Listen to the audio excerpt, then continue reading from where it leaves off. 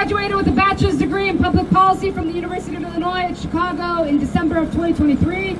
For over 5 years, Janine has been a community organizer and dedicated individual focused on the Palestinian movement through advocacy, digital storytelling, and grassroots mobilization. She is a firm believer in intertwined struggle and liberation for all. Please help me welcome Janine. Thank you everyone for being here today. Let's just ramp it up a little bit with some few chants. Free, free Palestine! Free, free Palestine! Free, free, free Palestine! Free, free, free Palestine! Free our prisoners, free them all! Free our prisoners, free them all! Break their chains and let them fall! Break their chains and let them fall! Break their chains and let them fall! Break their chains and let them fall! Thank you guys so much for coming out today. I know people have traveled to be here, so we really do appreciate you guys standing outside of the American Medical Association conference today. Today I'm speaking on behalf of the feminist anti-war organization Code Pink. Today we're standing outside of AMA's annual conference to let them know their unwillingness to speak out for one of its own colleagues is not only cowardly, but inhumane. Dr. Abu Sufiya is a medical professional who has been a political prisoner in Israeli detention for over 1 year. Yet the AMA has remained silent on the injustices he faces. He was the sole lead of the only functioning hospital in the north of Gaza, Gamal Adwan Hospital, for the crime of providing medical aid to Palestinians during a genocide sponsored by Israel and the U.S. He was surrounded by Israeli tanks and soldiers and imprisoned in December of 2024. Shame! Shame! Let me make one thing clear. Israeli society is getting more and more draconian.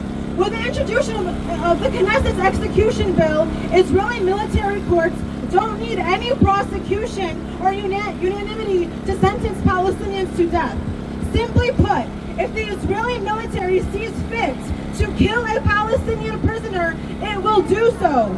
Dr. Abu Sufiya has been in Israeli prison for over 500 days, and he is being tortured, confined, and starved.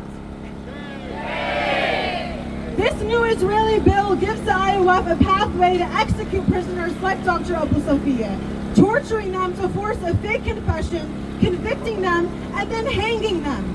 Clearly, he's been deemed a threat to the very existence of Israel, all because he helped save the lives of Palestinians, a people that Israel has been trying to wipe out since 1948.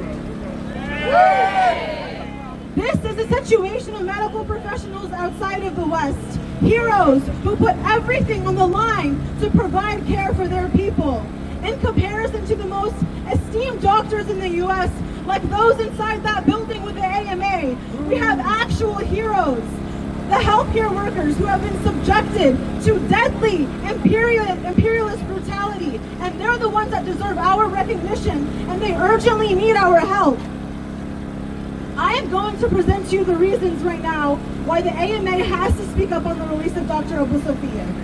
Firstly, we need to contend with the fact that it is our U.S. tax dollars that fund these genocidal soldiers and prisons and policies that got Abu Sufiya arrested in the first place. The American government and its institutions are just as guilty of the oppression of the Palestinian people as Israelis are. We need to stop operating on willful ignorance because it has cost thousands of lives in the region, a tally that is only increasing by the second with recent attacks on Iran and Lebanon. Secondly, the AMA prides itself on a strong relationship with the World Medical Association, the American Association for Pediatricians, which has already called for the release of Dr. Abu Sufiya, demonstrating alignment with its policies that support the rights of physicians worldwide. The advocacy of foreign doctors is integral to the AMA as a whole. So why is a Palestinian doctor being ignored by them? Maybe the topic of genocide is just too taboo for the American Medical Association. Shame! Shame! But that's really ironic, if so, when a genocide is the culmination of healthcare sectors being destroyed, lineages lost, and eugenics shaping a land and people forever. These are topics any medical association should be speaking about, especially one that represents the literal country that enabled the violence in Gaza. Imagine the leverage the AMA could have in the halls of Congress when they call for the release of Dr. Abu Sufiya. The recent codification of the execution of Palestinian prisoners and the recent news that Dr. Abu Sufiya has been placed in solitary confinement poses a grave threat to not only Dr. Abu Sufiya's life, but all of the 83 healthcare workers that are still in Israeli detention today. Will the AMA finally act now in the face of such injustice and wickedness? And if they speak out to just save one doctor's life, they could pave the way to save hundreds of other prisoners unlawfully held and tortured by Israel. So I want you all to repeat after me when I say this. AMA!